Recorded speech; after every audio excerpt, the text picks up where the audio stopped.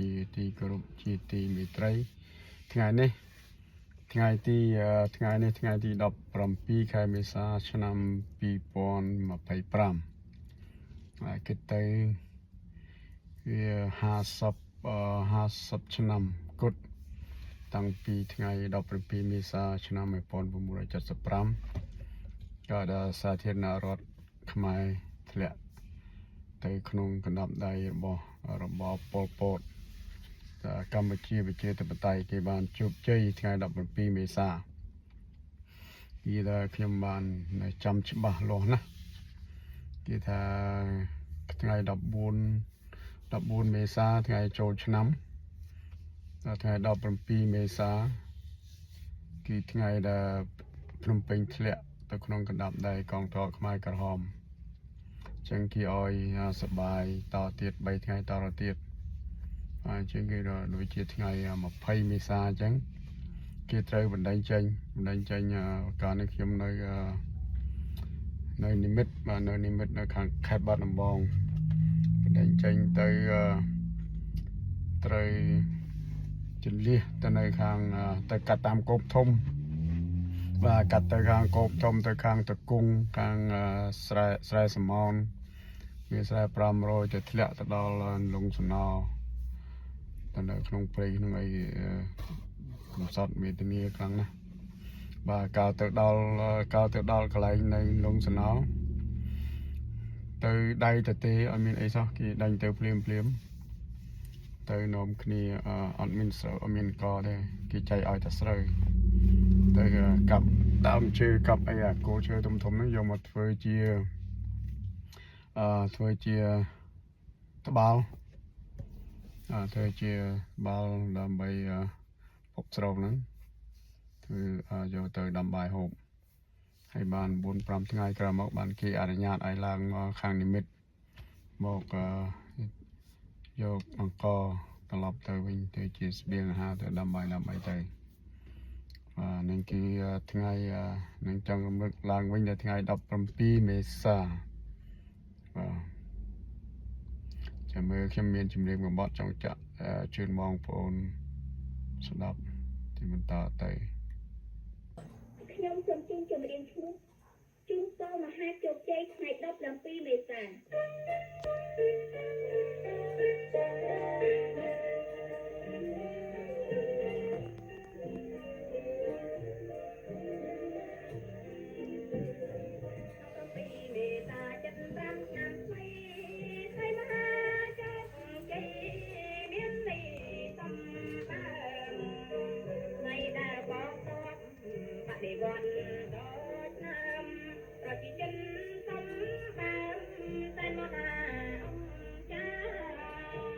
នៅថ្ងៃទី17មេសា1975ពួកកងទ័ពខ្មែរក្រហមប្រដាប់ដោយកាំភ្លើង AK-47 និងកាំភ្លើងសម្រាប់បាញ់គ្រាប់ផ្លោងបានវាយប្រហារចូលទីក្រុងភ្នំពេញនិងលើកទង់ជ័យរបស់ពួកគេពួកខ្មែរក្រហមបានប្រកាសថាពួកគេនាំមកនូវសន្តិភាពឲ្យប្រជាជនខ្មែរតែគឺនៅក្នុងថ្ងៃនោះដដែលកងទ័ពខ្មែរក្រហមបានចាប់ផ្ដើមធ្វើការបោសសម្អាតទីតាំងសំខាន់របស់កងទ័ពសាធារណរដ្ឋរបស់សេនាប្រមុខលន់ នល់ចោលទាំងអស់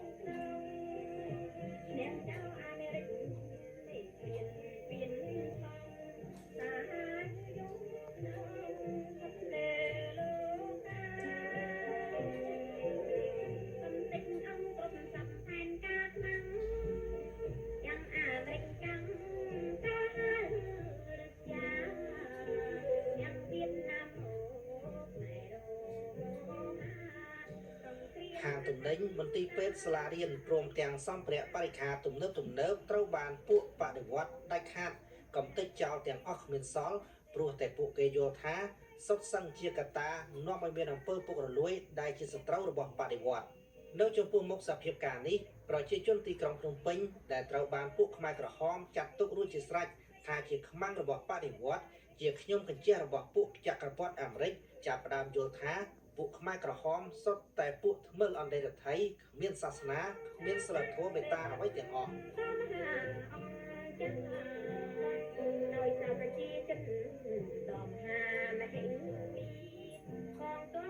ល មនៅពេលនោះប្រជាជនទីក្រុងភ្នំពេញដែលមានចំនួនប្រមាណ 2.5 លាននាក់ត្រូវបានពួកខ្មែរក្រហមបណ្តេញចេញពីទីក្រុងទាំងអស់គឺជាការបណ្តេញចេញដោយប្រញាប់ប្រញាល់តក់ក្រហល់រកតែយកអ្វីទៅជាមួយមិនទាន់នៅគ្រានោះអ្នករស់នៅទីក្រុងភ្នំពេញសឹងតែទាំងអស់បានបែកបាក់ព្រាត់ប្រាសគ្រួសារខ្លះបាត់ប្តីខ្លះបាត់ប្រពន្ធបាត់កូនចៅរកមិនឃើញក្នុងអំឡុងថ្ងៃទី17និង18មេសាឆ្នាំ1975ពួកខ្មែរក្រហមដែលដើរដេញប្រជាជននៅតាមផ្ទះបាននិយាយភូតកុហកថាគេឲ្យប្រជាជនចេញពីផ្ទះតែ3ថ្ងៃប៉ុណ្ណោះទេដើម្បីគេចពីការទម្លាក់គ្រាប់បែករបស់អាមេរិកតែក្នុងពេលជាមួយគ្នានោះមានអ្នកខ្លះក៏ដើរប្រាប់ប្រជាជនថាមិនឲ្យចេញពីផ្ទះជាហេតុធ្វើឲ្យពួកខ្មែរក្រហមនិងខ្មែរក្រហមមានការខ្វាយគំនិតគ្នា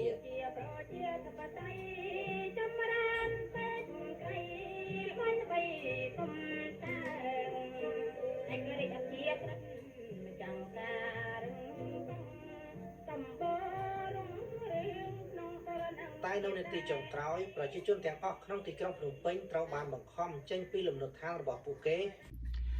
បន្ទាប់មកនេះคลิปមួយនេះខ្ញុំចង់ជម្រាបបងប្អូនអំពីរឿងព្រឹត្តិការណ៍សំខាន់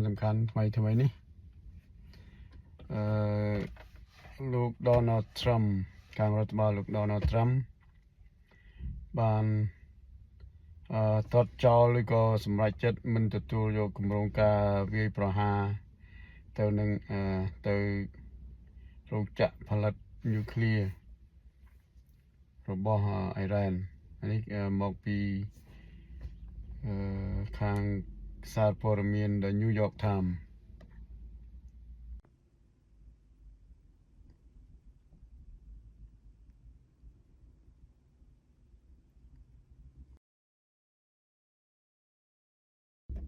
បាទសូមស្រង់យកសារព័ត៌មាន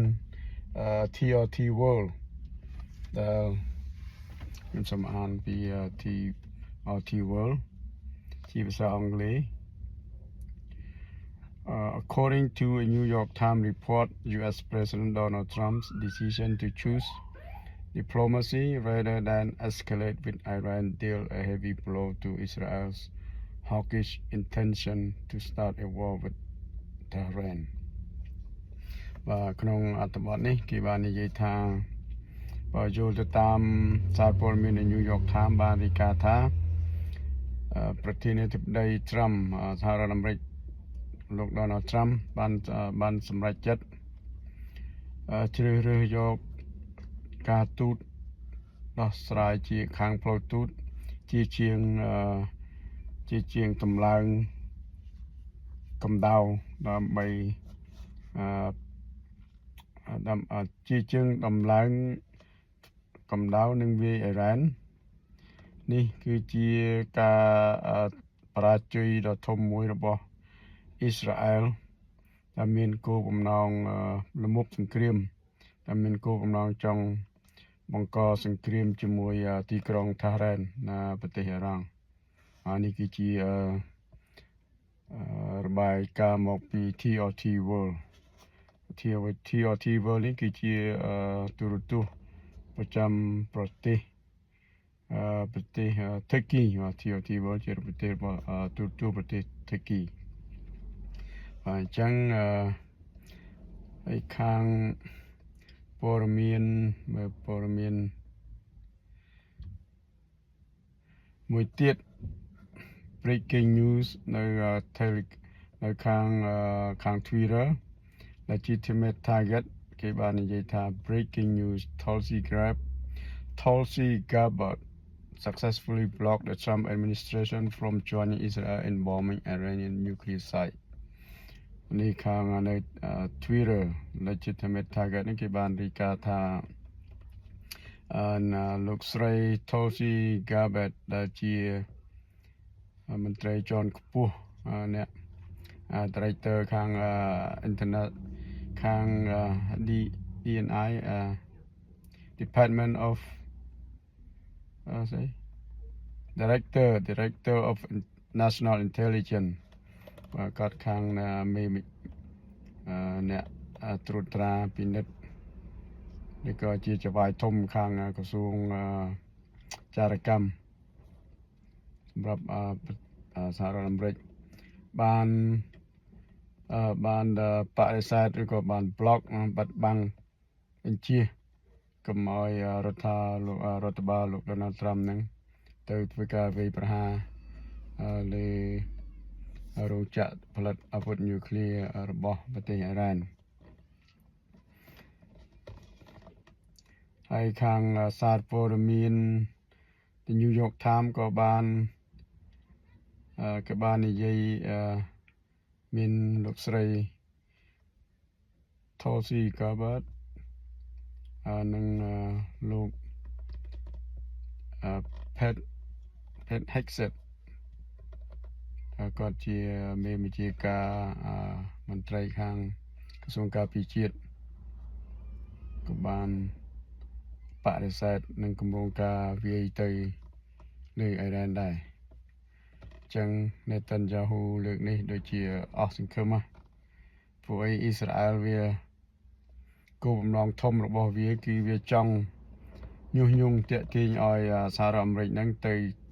រួមសង្គ្រាមជាមួយវាដើម្បីវាយប្រហារវាយបំបាក់ទីក្រុងថារ៉ានប្រទេសអ៊ីរ៉ង់ចង់ទី1គឺចង់កំទេចចោលនៅរោងចក្រធ្វើញូក្លេអាវុធបល្ល័យលោកញូក្លេអ៊ែរហ្នឹងហើយនឹងចង់បដូររបបទីក្រុងថារ៉ានផងនេះគឺអ្នកស្រី Tulsi Gabbard Director of National Intelligence នេះនេតានយ៉ាហ៊ូនេះគោលបំណងវាគឺថាចង់ញុះញង់ទាញអាមេរិកកាំងឲ្យចូលទៅក្នុងអន្ទាក់របស់វាដើម្បីវាយប្រហារទៅទីក្រុងថារ៉ានតែលោក Donald Trump និងមន្ត្រីជាន់ខ្ពស់របស់គាត់ដូចជា Pete Hegseth Tulsi Gabbard Mike Waltz បដិសេធមិនព្រមទទួលស្គាល់នៅគម្រោងការវាយប្រហារនេះទេ